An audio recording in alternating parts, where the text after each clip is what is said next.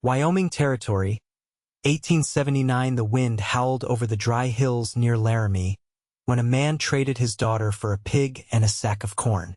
She stood barefoot in the dust, her dress torn at the hem, eyes steady as the wagon rolled away without her. He had not looked back, not even once. Her name was Hattie Beauregard. She was 19, and now she belonged to Silas Croft, a rancher known more for his debts than his herds. He grabbed her arm hard, dragging her toward the crooked house behind the corral. "You work. You do not speak unless I say." Hattie did not answer. Her voice had been scraped raw years ago, used up on pleas gone unheard. She had been born on hard land and raised harder. Her mother died in childbirth with her younger brother, and her father turned to drink soon after. Hattie had kept the house and tilled the garden until he sold the last of their hens. Then he traded her. She did not cry. She had learned that tears were a waste of water. 3 days passed. Croft barely fed her, worked her from dawn until dusk, and left her to sleep in the barn with the dogs. But Hattie was not broken. Not yet. On the 4th day, a rider came. A tall man on a black gelding, dust on his coat, sun in his hair. He rode with a slow confidence and dismounted without a word. Croft met him near the fence, scratching his stomach and glaring. "What do you want?" Croft asked. The stranger tipped back his hat. His eyes were pale green. "Name's Ransom Lyle. I heard you're holding someone here who ain't yours." Croft spat. "She's mine. Fair trade." "For a pig and corn?" Ransom's voice was calm, but his jaw had set tight, and his hand hovered near his belt. "That girl's a person." "She's nothing," Croft growled, glancing toward the barn. "Just another mouth to feed." Ransom stepped closer. "She's worth more than every acre you own." Hattie heard it from inside the barn. She had been feeding the dogs. The words stopped her cold. She stepped into the sunlight, dirt on her arms, wild hair falling around her shoulders. She saw the cowboy standing straight, lean and solid, eyes on her. He did not look away when she met his gaze. Croft turned. "Get back in there." Ransom moved between them. "No." Croft reached for a shotgun resting against the fence. He never touched it. Ransom moved faster.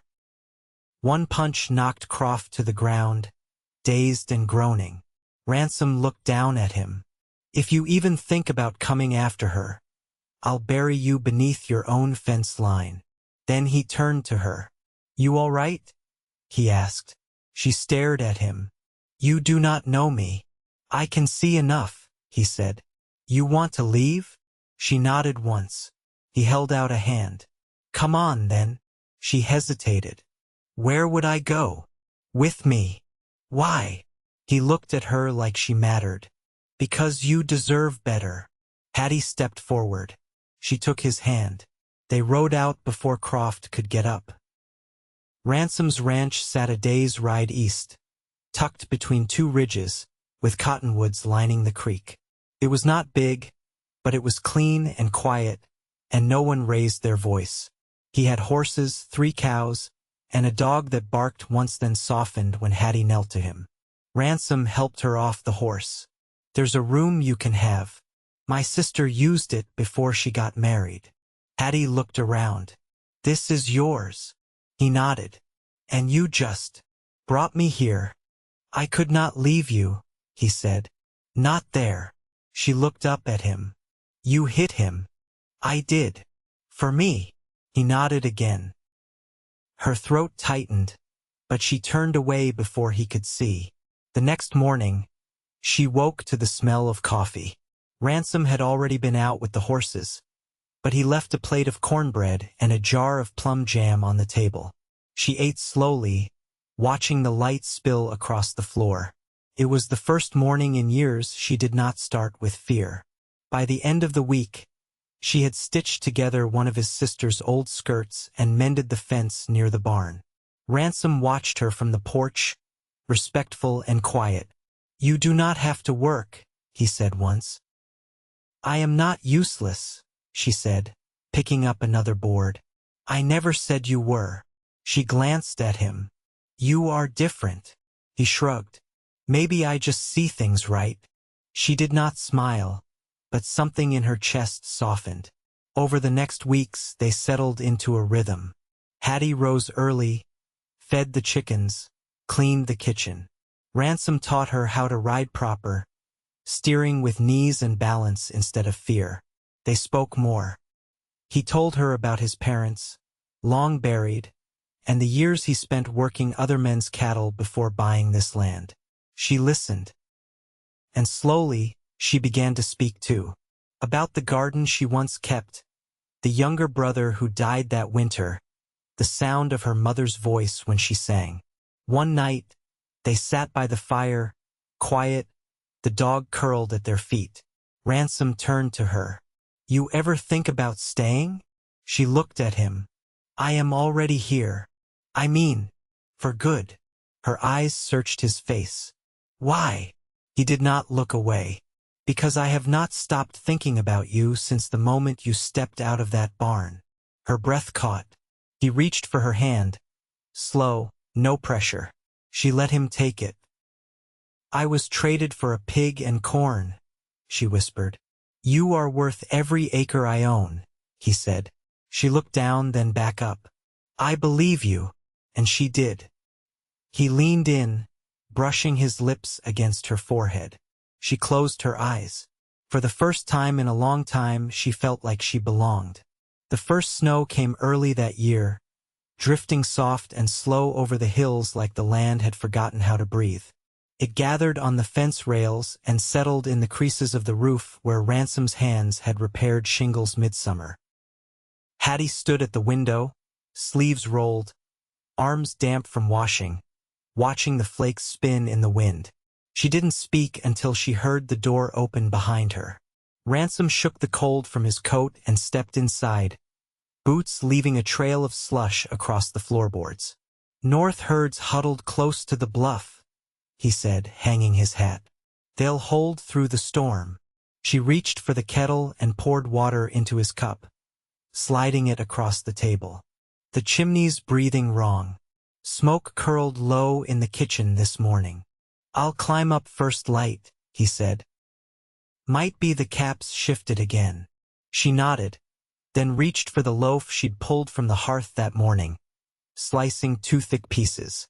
You ever think about putting someone on to help you? She asked, voice even. He took the bread, chewing before answering. I used to, back when I figured I needed more than I had. And now, he looked at her. Now I've got more than I expected. She didn't drop her gaze. That's not what I meant. I know. Outside, the wind pressed harder against the walls, but inside the silence held warm and close. Later that week, a wagon creaked into the yard. The driver was a woman wrapped in a navy shawl, her hair tucked under a bonnet pinned tight against the wind. She stepped down before Ransom crossed the yard. Eli sent me, she said, brushing hay off her skirt. Said he owed you a day's help and I've got better hands than him. Ransom shook her hand. You're his sister? Widow now? He glanced toward the house. We've not got much, but you're welcome to supper. She smiled faintly. I didn't come for food. He helped her unload the wagon sacks of flour, a tin of lard, a dozen eggs wrapped in straw. Hattie appeared at the threshold, wiping her hands on her apron. The 2 women exchanged a long look before the widow extended her hand. I'm Clara, she said. Hattie. They worked side by side for hours, Clara's hands steady with the needle, Hattie's with the broom. When the light turned gold through the windows, Clara paused, watching Hattie kneel and tuck kindling near the hearth. You came from Croft's place, Clara said. Hattie didn't look up. I did. I heard what he did. I don't need pity. I wasn't offering it. Hattie stood and brushed her skirt. Then we're fine. Clara gave a slow nod. You've got strength. the kind that doesn't ask for notice. I never had the luxury. That night, after Clara left with a jar of preserves and a promise to return before Christmas, Hattie stepped out into the dark. The moon hung low, butter yellow and full, and cold bit at her sleeves. Ransom followed a few paces behind. "You all right?" he asked. "She's kind," Hattie said. "I didn't expect that. She lost her husband last spring. Fever took him in 3 days." Hattie folded her arms. "She doesn't carry it like a weight. She carries it like a truth." They stood in silence, watching frost gather on the fence rails. "I never knew what it felt like to be safe," Hattie said quietly. "Not really." His voice came low. "And now, I'm learning." He stepped closer. "You don't owe me anything." "I know." She looked up at him. "But I want to give you something anyway." He didn't move. "You took me in without asking for anything. You saw me when I didn't want to be seen. I want to be someone who sees you too." He reached out and touched the back of her hand, slow and careful. She let her fingers curl around his. "I don't ask for much," he said. "You don't have to." She leaned against him then, her cheek against the worn wool of his coat. His arms folded around her, not tight, just enough to let her know he was there, would stay. Inside, the fire dimmed. Outside, the land slept under snow. And for the first time in her life, she didn't feel like she had to run. By late December, the streams had turned to glass and the sky stayed pale long after the sun had gone. Hattie stood in the shed behind the house, sorting through a wooden crate of wool scraps Clara had brought the week before. Her fingers moved slow over the textures: coarse gray, deep brown, faded blue, her breath rising in a thin cloud as she worked. The stove inside was lit, but she hadn't gone back in yet. She liked the quiet out here, the way the cold pulled her thoughts into focus. Ransom stepped in without knocking, brushing snow from his shoulders. "You left the door wide," he said. "I needed air." He leaned against the post near the entrance. "You've been at it a while." She held up a strip of ochre plaid. "I'm making a quilt. For the bed. For the baby." His brow lifted, but she didn't look up. "I wasn't sure," he said finally. "I wasn't either," she said. "Not until a few days ago." He crossed the room, slow. "Are you all right?" "I keep waiting to feel something sharp," she said. "But I don't. Just quiet, like something settled." His hand hovered before it found her shoulder. "You don't have to rush anything." "I'm not," she said. Then, softer, "I want this." He didn't speak, only watched her as she folded the fabric and set it aside. "I've been thinking," he said, clearing his throat. "There's a woman out east of town, goes by Mrs. Greeley, midwife, been helping Clara since she was a girl. I could ride out, see if she'd come when it's time." She nodded, then turned to him fully. "You sure you want all this?" "I want you," he said. "Anything that comes with that I want too." She reached for his hand, their fingers cold but steady. "I don't know how to be someone's wife," she said. "We'll figure it out." They stayed like that for a minute, the shed smelling of dry timber and wool. Then he kissed her forehead, not out of habit but as a promise. Ransom made the trip to Mrs. Greeley's 2 days later, returning with a small satchel of herbs and instructions written on folded paper.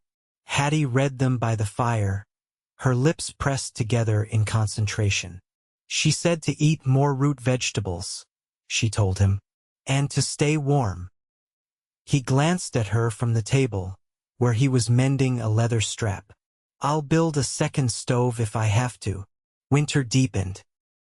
The barn doors froze at the hinges some mornings, and the creek near the pasture stopped flowing altogether. Hattie started keeping a journal, short entries in pencil on scraps of paper she kept in a tin. She never read them aloud, but sometimes she left them out where Ransom could see. One said, I woke up and didn't feel afraid. Another, he brought me dried pears without asking. I didn't know sweetness could feel like safety. They didn't speak about the past anymore. It was still there, but it no longer led the way. One evening, after supper, he brought out a small wooden box and set it on the table. My mother's, he said. She kept it for sewing needles, but there's something else inside. Hattie opened it. Nestled in a bundle of linen was a narrow band of gold, smooth and worn thin at the edges. I cleaned out her trunk last spring, he said. Didn't think I'd ever use it. Her fingers trembled slightly as she turned the ring over in her palm. You sure? She asked. I've never been more. She slid it on, to fit without forcing. There was no ceremony, no witnesses. Just the wind outside and the fire crackling low, and his hand resting lightly over hers. That night, they lay close beneath the quilt she'd started weeks before, half-finished squares stitched into place with care. She rested her palm over her stomach, his hand over hers. He said, You think it'll be a girl? I don't know, she whispered, but I want them to have your eyes. He pulled her closer, their breaths falling into rhythm. Outside, the wind softened. Inside, the silence held full. The thaw came quiet, creeping in under the eaves and softening the edge of the wind. Snow still clung to the far hills, but the ground near the creek turned dark with melt, and the smell of damp sage lifted with each sunrise. Ransom hauled buckets from the well while Hattie stood barefoot in the doorway, her ankles swollen, one hand resting low against her belly. She didn't speak until he set the last pail down beside the door. You ever been to Cheyenne? He wiped his brow with the sleeve of his shirt. Years back. Sold a mare there once. Why? I was thinking about cloth. For the baby. Clara said there's a woman there who sells bolts out of her parlor. Cotton from Missouri. Ransom leaned against the doorframe, watching her. We can go when you're ready. I don't want to go, she said. But maybe you could bring some back. You trust me to pick colors? She raised an eyebrow. I trust you not to bring back burlap. He chuckled, brushing mud from his boots. I'll ask Clara what's proper. She stepped aside to let him in, and the warmth of the hearth wrapped around them. A kettle hissed softly on the hob, and the scent of sorghum lingered from breakfast. By afternoon, Ransom hitched the wagon. Hattie pressed a folded list into his hand, her writing uneven but legible. There's a man near the depot who sells salt pork in barrels. Clara says his prices are fair. I'll bring what we need, he said. You stay off your feet. She nodded, then held his wrist before he could step up into the wagon. Don't take the North Pass. The bridge was near gone last week. I'll go through the rise instead, he said. I'll be back by nightfall tomorrow. That evening, the house sat quiet except for the creak of timbers settling in the walls. Hattie boiled water for dishes and sat by the window with her stitching. The dog curled under the table. Outside, the moon hung low, and the barn lantern swayed gently in the breeze. Clara arrived before noon the next day, her apron dusted with flour. Figured you could use company with him gone. Hattie opened the door wider. I won't say no. They worked in tandem, Clara kneading dough while Hattie peeled carrots with careful hands. The silence between them was easy, broken only when Clara glanced over and said, You feel the baby move yet? Hattie nodded. Last night, just once. Like a ripple. Clara smiled faintly. That's when it starts to feel real. Hattie rinsed her hands. It already feels real. They sat together on the porch after the bread had cooled. Birds called from the cottonwoods, their voices bright against the hush of mid-afternoon. You ever think about what you'll name it? Clara asked. Sometimes, Hattie said. I want it to mean something. Clara turned toward her. You're not the girl I heard about, you know. Folks said you were sold off like livestock. They weren't wrong. But you're not what they said. You've built a life. Quiet, steady. That's not small. Hattie watched the light shift across the fields. I don't need them to believe it. I just need it to be true. The wagon returned just before dusk, wheels creaking, hooves wet with creek water. Ransom stepped down, shoulders dusted with trail grit, a small wrapped bundle under his arm. You find it all right? Hattie asked, meeting him at the gate. Depot man gave me sass, but I got what we needed, he said. And I found something else too. He handed her the parcel. She opened it slowly. Inside lay 4 yards of soft calico, pale green with tiny white flowers. It reminded me of spring, he said. She folded it against her chest. It's beautiful. I figured something gentle might suit. She looked up at him. You always know what fits. He kissed her temple, the weight of the day slipping from his shoulders as they turned toward the house. That night, she laid the cloth across the table and traced its pattern with her fingertips. Ransom watched her from his chair, the firelight casting soft shadows across the room. I've been thinking, she said. About what? About what to call this place. He leaned back, arms crossed. It's never had a name. It should, she said. Something we can tell the child. Something that means it started with us. He considered that. What would you call it? She smiled, quiet and sure. Hearthfield. He repeated it once under his breath, then nodded. It suits. She reached for his hand across the table, their fingers locking without hesitation. Outside, the stars blinked into place, and the land exhaled another long breath of spring. The first crocus bloomed beneath the kitchen window 2 weeks before the baby came. It pushed through thawed soil with a stubbornness that reminded Ransom of Hattie, quiet, unbending, and more beautiful for it.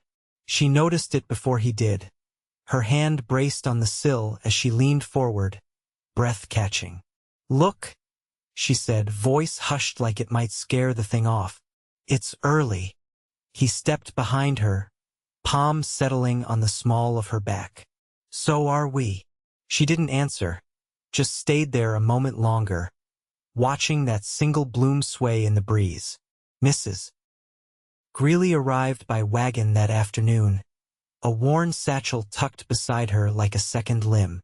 She moved like someone who knew what pain looked like and wasn't afraid to meet it. Clara came too, sleeves rolled and hair pinned up, and when the sun dipped low, they sent Ransom outside. She needs women now, Clara said, not unkindly. He paced the length of the porch for hours, boots wearing a rut into the packed earth. The moon rose full, clouds casting shadows across the corrals, and still he waited.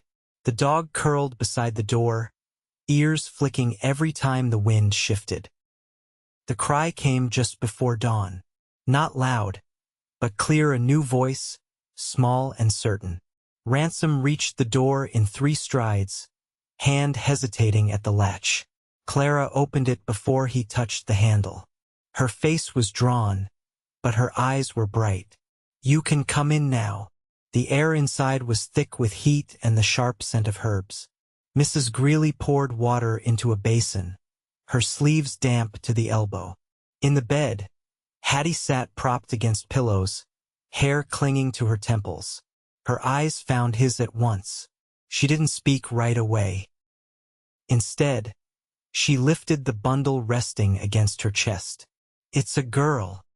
He crossed the room slowly, knees bending as he lowered himself beside the bed. She shifted the blanket just enough to show the child's face, round-cheeked, dark-lashed, mouth working gently in sleep. Her name? He asked. I was thinking Eliza, she said. It was my mother's. He nodded. It's good. She studied him. You all right? He looked at the baby a long moment before answering. I didn't know I could feel this much. She let out a soft breath that might have been laughter, might have been something deeper. You're not alone in that. He reached out then, one finger tracing the child's tiny hand. Eliza's fingers curled in reflex, and something inside him shifted in place. Mrs. Greeley and Clara packed up after sunup, promising to return in a few days. Hattie insisted on seeing them out, bundled in her shawl, one arm cradling the baby. Ransom tried to protest, but she only gave him a look that quieted him. "She's strong," Clara said as the wagon rattled away. "That girl's made of more than most." He watched them go, then turned back toward the porch where Hattie stood. Eliza nestled under her chin. "You think she'll have your stubborn streak?" he asked. "She'll have mine and yours," she said. "Heaven help us both." That spring passed in slow, steady days. Eliza grew with the rhythm of the land, first lift of her head, first coo, first time her eyes tracked the light spilling across the floor. Hattie sewed in the afternoons while Ransom repaired fencing and checked the herd. When he came in at dusk, he always found her rocking near the hearth, Eliza tucked into the crook of her arm, her face soft with some peace he didn't have words for. Neighbors came by with gifts, blankets, jars of preserved peaches, a cradle carved from pine. Folks who had once looked at Hattie with suspicion now offered her fresh milk and asked after the baby. She accepted each kindness without pride or apology. One evening, they sat on the ridge behind the house, the sun dipping low and casting fire across the valley. Eliza slept between them in a basket lined with quilted cloth. A meadowlark called from the fence post below. Hattie broke the silence. "I used to think I'd never have a life of my own, that I'd always be held in someone else's grip." Ransom's hand found hers. "And now," she turned to him, "now I wake up every day knowing I'm free. And not because someone gave it to me, because I built it." He leaned close and kissed her softly, the kind of kiss that didn't need to prove anything. "We built it," he said. She rested her head on his shoulder, eyes closing as the wind stirred the tall grass. Their nights became a tapestry of soft footsteps, quiet lullabies, and the slow unraveling of old wounds. Ransom learned how to swaddle, how to carry a child with one hand and stir porridge with the other. Hattie learned how to rest without guilt, how to let herself be held when the fatigue settled deep. By the time the apple tree near the barn bloomed, Eliza was laughing tight, hiccuping sounds that made Hattie's eyes shine. Ransom planted another tree beside it, a sapling gifted by Clara with a note that read, "For the next one, whenever they come." One evening, as fireflies lit the yard and the chickens settled quiet, Ransom carried Eliza in one arm and opened the door with the other. Hattie stood in the kitchen, sleeves rolled, bread cooling on the sill. He came up behind her and kissed her neck, and she leaned back into him with a sigh. "I didn't know life could feel like this," she said. "Neither did I." She turned, wrapped her arms around his waist, and pressed her cheek to his chest. "Promise me we'll always protect this." "I won't let it go," he said. "Not ever." And he didn't. Years passed. The house grew warm with laughter, soft with the clutter of growing children. Eliza, then a boy they named Rowan, then a second girl, May, born with her mother's steady eyes. The fields stretched green each spring, and the orchard bore fruit before the 6th winter. They never left Hearthfield. It held their story in its walls, the quiet beginnings, the long healing, the love built not from rescue but from choice. Every anniversary, Ransom brought a single flower to the place where the first crocus bloomed. Hattie always met him there, her hand finding his without needing to look. And every time, without fail, he whispered the same thing, "You were never nothing." And she would answer, voice strong and sure, "I know," and that, at last, was everything.